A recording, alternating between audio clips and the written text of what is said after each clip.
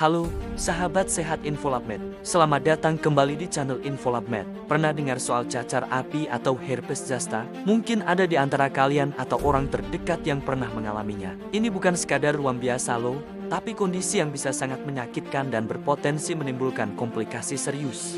Nah, di video kali ini, kita akan kupas tuntas apa itu herpes zoster, mulai dari penyebabnya, kenapa bisa muncul, sampai cara menanganinya. Jadi, pastikan kalian simak baik-baik sampai akhir ya. Herpes zoster, yang sering kita sebut cacar api, pada dasarnya adalah infeksi pada saraf dan kulit di sekitarnya. Yang paling penting untuk diketahui, penyebabnya adalah virus yang sama persis dengan virus penyebab cacar air, yaitu Varicella zoster virus atau VZV. Jadi, kalau kalian pernah kena cacar air waktu kecil, itu artinya ada kemungkinan virus VZV ini masih bersembunyi di dalam tubuh kalian. Kok bisa begitu ya? Sahabat sehat Infolab Med, begini penjelasannya. Setelah kita sembuh dari cacar air, virus VZV ini tidak langsung hilang sepenuhnya dari tubuh kita. Tidak, dia hanya tidur atau menjadi laten di dalam tubuh kita. Tempat tidurnya ini unik, dia bersembunyi di bagian saraf yang disebut ganglion akar dorsal. Intinya, dia menunggu waktu yang tepat untuk bangun lagi. Kapan waktu yang tepat itu? Virus ini akan kembali aktif atau reaktif ketika sistem kekebalan tubuh kita sedang menurun. Misalnya, saat kita sudah memasuki usia lanjut, atau ketika kita sedang mengalami stres berat. Inilah pemicu utamanya. Begitu virusnya aktif kembali, dia akan menyusuri jalur saraf sensori kita menuju ke kulit. Itulah mengapa, kalau kita perhatikan, ruam cacar api punya gambaran yang sangat khas. Ruamnya muncul mengikuti jalur saraf. Bentuknya seperti sabuk, dan yang paling unik, ruamnya hanya muncul di satu sisi tubuh saja, alias unilateral. Jadi tidak menyebar merata ke seluruh tubuh seperti cacar air. Nah, sahabat sehat Infolab Med, perjalanan penyakit cacar api ini punya 3 tahapan utama. Yang pertama adalah masa prodromal. Tahap ini bisa berlangsung sekitar 1-10 hari, tapi rata-rata sekitar 2 hari.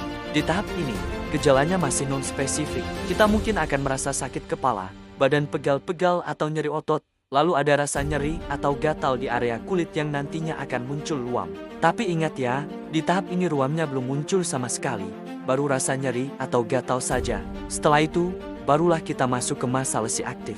Fase ini biasanya berlangsung sekitar 7-10 hari ke depan. Disinilah mulai muncul bintik-bintik merah yang berkelompok dan melepuh, atau dalam bahasa medisnya makula eritem dan papul eritem. Bintik-bintik ini berisi cairan, dasarnya kemerahan, dan rasanya sangat perih atau gatal. Dan sekali lagi, bintik ini sifatnya unilateral, hanya ada di satu sisi tubuh. Tahap terakhir adalah masa penyembuhan, yang membutuhkan waktu sekitar 2-4 minggu. Bintik-bintik yang melepuh tadi akan pecah dan mengering, lalu menjadi korengan atau krusta. Nah, setelah sembuh, cacar api ini bisa meninggalkan bekas. Yang paling sering adalah hiperpigmentasi, yaitu kondisi di mana kulit jadi lebih gelap atau kehitaman. Kalau lukanya terlalu dalam karena sering digaruk, bisa juga meninggalkan bekas sikatrik atau jaringan parut yang permukaannya tidak rata. Nah, sahabat sehat Infolab Med, ini bagian yang paling penting. Yang paling ditakutkan dari cacar api adalah komplikasinya. Ada beberapa komplikasi yang sering terjadi. Yang pertama dan paling umum adalah neuralgia pasca herpes atau NPH. Ini adalah nyeri saraf yang luar biasa dan bisa menetap, bahkan setelah ruamnya sudah sembuh total dan kulitnya sudah mulus kembali. Rasa nyeri ini bisa berlangsung berminggu-minggu, berbulan-bulan, bahkan bertahun-tahun setelah cacar api sembuh. Seram sekali, kan? Selain itu, kalau infeksi cacar api ini muncul di sekitar wajah, terutama di area mata, ini bisa mengakibatkan peradangan pada saraf-saraf mata kita, yang tentunya sangat berbahaya bagi penglihatan. Lalu, menggaruk ruam yang gatal itu juga bisa memicu infeksi sekunder oleh bakteri. Apalagi jika daya tahan tubuh kita sedang sangat lemah, infeksi sekunder ini bisa berujung pada sepsis, sebuah kondisi yang sangat serius dan bahkan bisa mengancam nyawa. Jadi, sahabat sehat Infolab Med, apa yang harus kita lakukan kalau curiga terkena cacar api? Saran saya, jangan tunda-tunda. Langsung buru-buru ke dokter ya.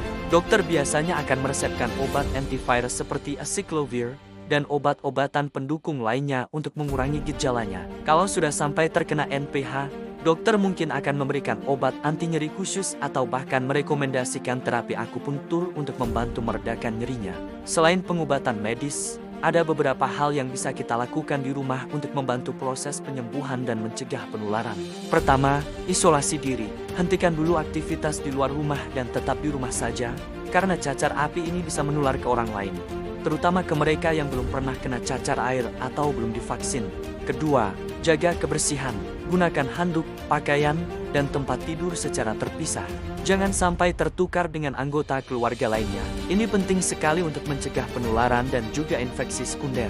Ketiga, tingkatkan sistem imun tubuh. Konsumsi makanan tinggi karbohidrat dan protein, hindari stres, dan jaga kebersihan diri secara menyeluruh. Ingat ya, sahabat sehat Involabmed, cacar api ini bukan penyakit sepele. Kewaspadaan dan penanganan yang cepat adalah kuncinya. Jangan pernah ragu untuk segera mencari pertolongan medis kalau merasakan gejala-gejala yang sudah kita bahas tadi. Semoga informasi ini bermanfaat untuk kalian semua. Tetap jaga kesehatan dan sampai jumpa di video berikutnya. Terima kasih sudah menonton. Jangan lupa like, comment, dan subscribe ya.